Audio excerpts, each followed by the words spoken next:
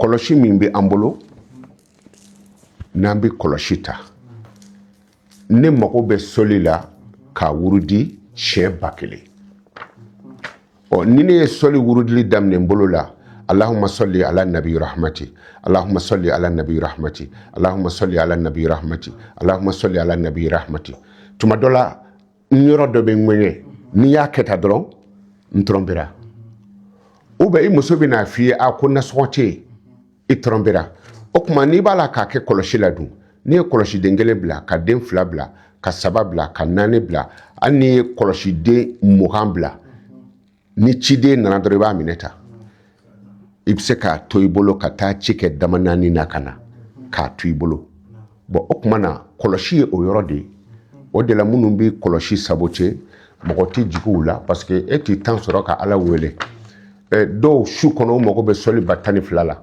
dɔw mago bɛ basimalatu 12 la dɔw mago bɛ ya kaharu 100 na dɔw mago bɛ ya wadudu 50 la bon donc e min mago t'a la tant e min bolo ka Ala wele e tɛ se k'a fɔ k'e bi Ala wele a tɔgɔ ye di kɔlɔsi la parce que tant e bolo ka baara kɛ kɔlɔsi la bon o tuma na n'i ye Ala wele dɔrɔn n'i ye sɔli kɛ kira kan o tuma na a bɛ komi e yɛrɛ b'a la ka Ala ladege faama ladegebaga o bɛ faama sɔrɔ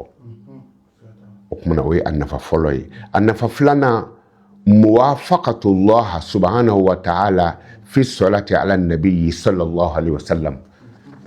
e bɛ ka Ala bɛn ɲɔgɔnya exemple la Ala taara sira kelen min fɛ e bɛ taga la o de fɛ exemple la Ala bɔra Segu e bɔra Bamakɔ yan e bɛ Segu sira kelen fɛ Ala bɛ Segu sira kelen fɛ i n'a bɛ taa bɛn yɔrɔ dɔ la o donc kuma ni a kɔrɔ de don dɔ kana taa fɔ ko Konate ko Ala tamana ka taa Segu n bɛ ka kuma ni e hakilima de ye k'a dɔn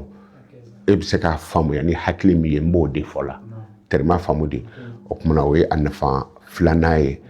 a nafa sabanan ye jumɛn ye muwafaqatul malaikatu fiha ka sɔli kɛ Alakira kan i bɛ nafa 40 min sɔrɔ a nafa sabanan e yɛrɛ ni mɛlɛkɛw dabirilen don file kelen na k'a fiyɛ sabula Ala b'a la ka sɔli kɛ Alakira kan mɛlɛkɛw b'a la ka sɔli kɛ Alakira kan o tuma na e min ye sɔli kɛ kira kan i ni mɛlɛkɛw jɛra baara kelen na i ni mɛlɛkɛw dabi file kelen na